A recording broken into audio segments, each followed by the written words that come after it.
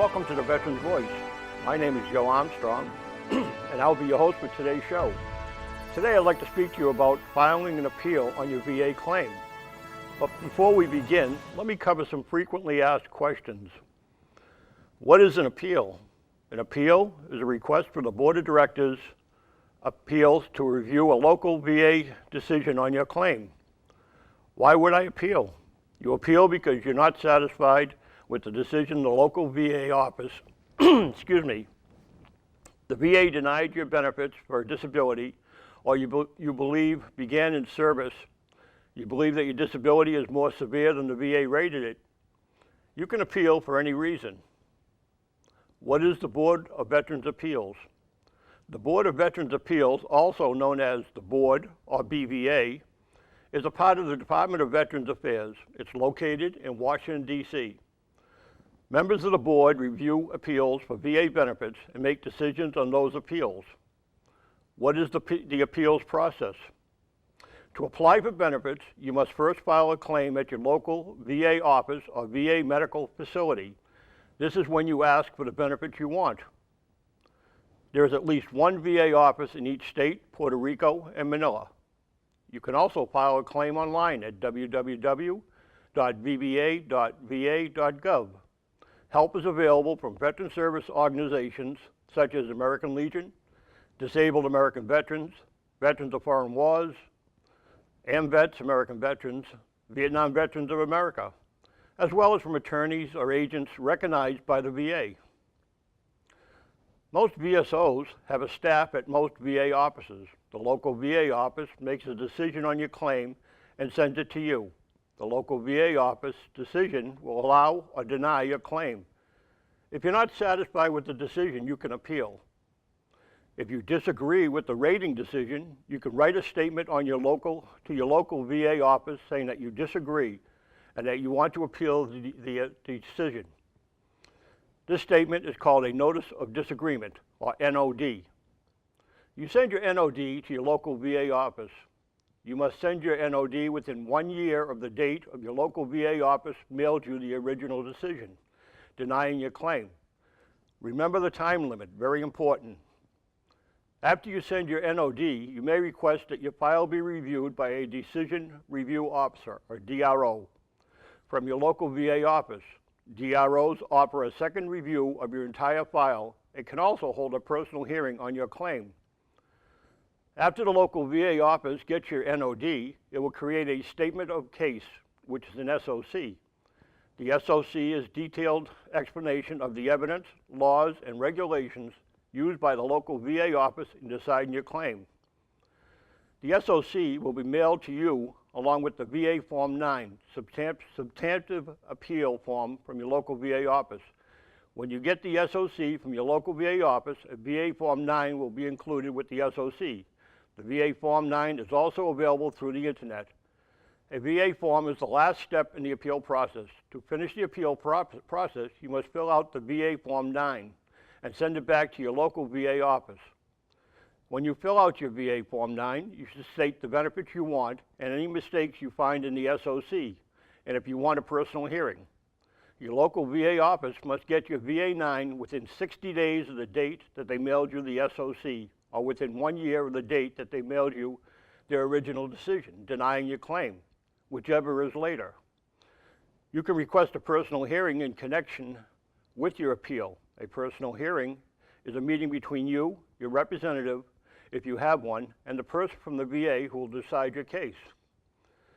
There are two types of personal hearings: a hearing with someone from your local VA office, or a hearing with a member of the Board of Veterans Appeals. You can request a personal hearing with a local VA official at any time by sending a written request to your local VA office, or you can request a hearing with a member of the Board of Veterans Appeals when you fill out your VA Form 9. Are all personal hearings with board members the same? No. If you want a personal hearing with a member of the board, you can choose from several different types. Excuse me. A hearing in Washington, D.C., where the Board of Veterans Appeals is located, a video conference hearing with your local VA office and the board members in Washington, D.C., A hearing at your local VA office with the board member present. Because of scheduling, delays in video conference hearings is the quickest way to get a hearing with a board member. What happens at the board hearing? Personal hearings with a board member are informal. They are not like the courtroom hearings you see on TV or in trials. The board member will identify himself or herself, and he will make sure you agree about what the claims are on appeal. The board member will tell you about what happens during the hearing. Excuse me. You'll be asked to take an oath to tell the truth. You'll be given a chance to make sure any information you think is important is heard by the board member. If you have a representative, the representative will ask you questions to help you explain your claim. If not, the board member will ask you to tell him or her about your claim. The board member may or may not ask questions during the hearing. You can add evidence to your claim. Thank you. You can add evidence to your claim. This evidence will be added to your file and reviewed by the board member when a decision is made on your claim. The board member does not make a decision on your claim at the hearing. A transcript of the hearing will be made and sent to the Board of Veterans' Appeals with your file. When the board member gets all his information, he or she will review it and make a decision. When do I get my decision from the board? After reviewing the evidence in your file, the board member will make a decision on your appeal. The board will send you a copy of the decision. The decision will allow, deny, or remand your claim. If your claim is allowed or denied, the board decision is final. However, a remand is not a final decision. Well, what is a remand? Sometimes the board finds that it does not have enough information about your claim to make a decision. When this happens, the board will either try to get more information itself or send your claim back to a local VA office so they can try and get the information. When your claim is sent back to the local VA office, it's called a remand. What if the board denies my claim? If your claim is denied by the board, this is what you can do. Go back to your local VA and try to reopen your claim. File a motion asking the board to reconsider your claim or review your case again because there was clear and unmistakable error, which is a CUE, in the board's decision. File appeal with the U.S. Court of Appeals for Veterans Claims, or just do nothing. Here are some helpful hints. Have a representative help you with your claim and appeal. A representative can answer questions and can help make the process move faster. Representatives from the Veteran Service Organizations have offices in most local VA offices or vet centers. Give as much detail as possible about the evidence that you want the VA to get before they make a decision on your claim. For example, full name, address, and dates are very important. Make sure you let your local VA office know if you move to a new address while your claim is being decided.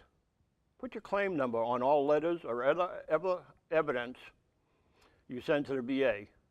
Make sure you keep a copy of any evidence you give to the VA for your records. Make copies, never give the original. Try to identify as early as possible all the evidence you want the VA to look at when they make a decision on your claim. If you follow all these hints, this will help speed up the time it takes the VA to make a decision on your claim. Before we close, I'd like to inform you of a change in the way veteran survivors receive payments. It's estimated that 62,000 surviving spouses benefit from regulation changes. New burial regulations, effective today, will now allow the Department of Veterans Affairs, the VA, to automatically pay the maximum amount allowable under law to most eligible surviving spouses more quickly and efficiently without the need for a written application. Under former regulations, VA burial benefits on a reimbursement basis, which required survivors to submit receipts for relatively small one-time payments the VA generally paid at the maximum amount permitted by law. VA is committed to improving the speed and ease of delivery of monetary burial benefits to veteran survivors during their time of need, said Acting VA Secretary Sloan Gibson. The recent changes allow VA to help these survivors bear the cost of funerals by changing the regulations to get them the benefits more quickly. This automation enables VA to pay a non-service connected or service connected burial allowance to an estimated 62,000 eligible surviving spouses out of a projected 140,000 claimants for burial benefits in 2014. Surviving spouses will be paid upon notice of the veteran's death using information already in the VA system. The burial allowances for non-service connected death is $300 and $2,000 for a death connected to military service. This revised regulation will further expedite the delivery of these benefits to surviving spouses, reduce the volume of claims requiring manual processing, and potentially make available resources for other activities that benefit veterans and their survivors. For more information on monetary burial benefits, go online to www.benefits.va.gov. I know it's a lot to digest right now, so if you'd like a printed copy of what we have discussed here today, or any of our shows, please email me at president@vba1044maine.org with your mailing address, and I will send you a copy. On the next show, we'll be talking about Agent Orange and the effects that it is having on our children and our grandchildren. Thank you for watching. I'm Joe Armstrong, and keep up the good fight.